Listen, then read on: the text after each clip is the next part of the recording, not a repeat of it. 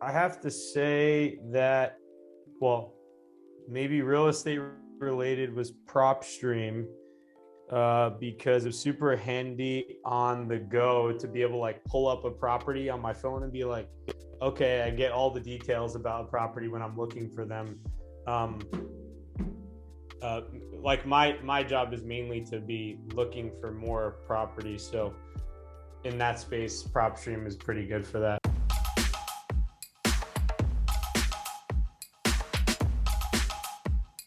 Probably 6.5 on average, but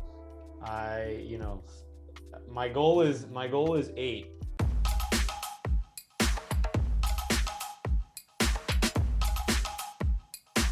One of the most prevalent things right now is that no matter what I do, I'll never be able to control the outcome of what I want.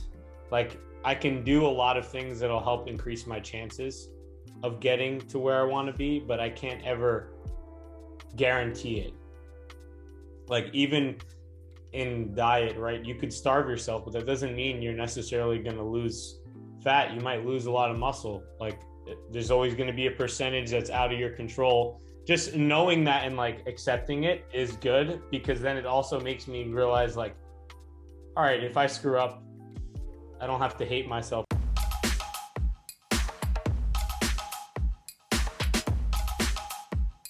Technically, yeah, all my properties are out of state.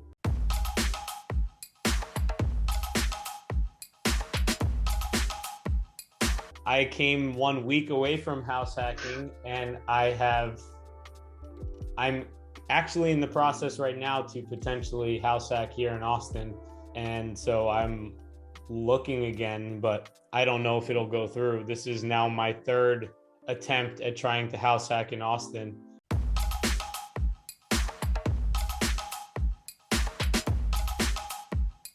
Well, one, getting one under contract because everyone's moving here. And then two, the home price being too high and the rent price is not being high enough. So it not being an actual profitable investment, unless if, you're really, really far away from downtown.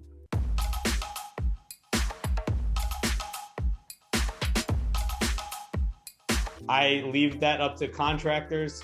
I leave that up to my agents to tell me, okay, what does the market have? Because I literally would not be able to pick one if I could. Like, that part of me is just lacking severely. So I have no favorite paint color.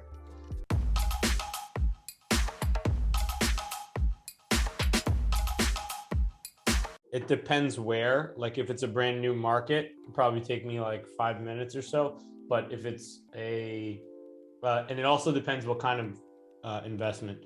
If I'm doing a typical, just a regular rental, I could do it in under a minute. But if it's a burr, it's a little harder because I have to try to figure out what the comps are going to be. And usually that information is not always readily available. So that one, if I have the information, probably takes closer to 5 minutes.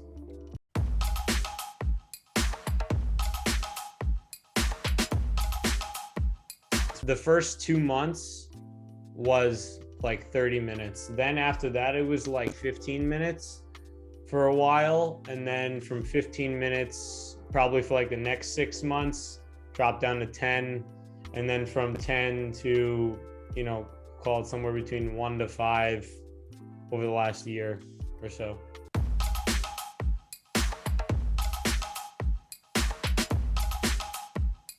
$26.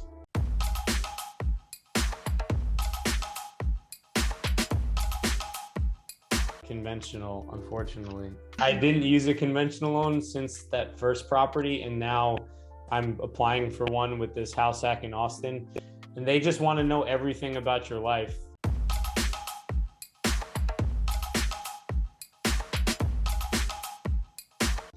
Yeah, it'd be to narrow your scope of what you're looking at. My target market deals with overwhelm and being scared to start, not sure what is the right thing for them to do. And so a lot of times that happens because they're thinking of like what happens, 2 months from now, if I get the house and the tenant isn't there, that's not a problem that you're facing today. The problem that you're facing today is that you don't know what strategy you're going to go with, or what location you're going to invest in, or how you're going to get the money, or, figuring out if it's money, strategy, location, or your ability to analyze. Those are like the 4 main buckets. And narrowing your scope to solving that one problem in that moment will make it easier for them to go on the next one and the next one and the next one. Because otherwise then you'll get overwhelmed and you'll just stay stuck there.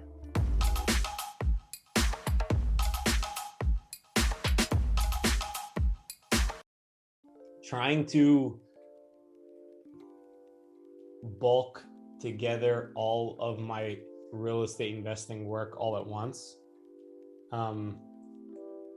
Before I would, and this still happens occasionally, but before, what I would do is I would end up spending, like, I'd get a request from a landlord, from property manager, or from a real estate agent, hey, check out this property, or from the lender, blah, blah, blah, right?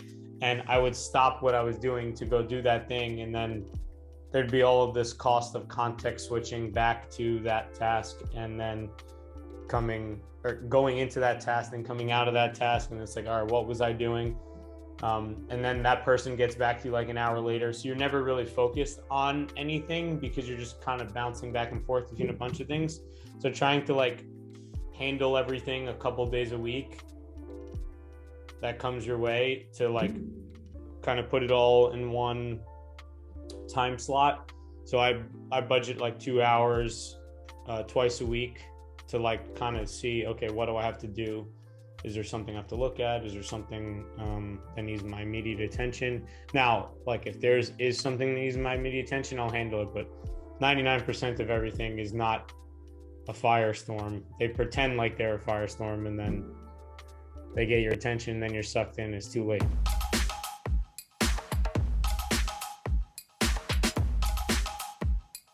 There's actually deep work by Cal Newport. If you're interested in any of this stuff, I highly recommend it. He was talking about how, like, in today's world, because we're social creatures, we're really programmed that when someone sends us a text or an email, we feel this guilt of not responding back to the tribe or not talking back to the person. And so I think that's where a lot of this feeling of like making everything an emergency comes from.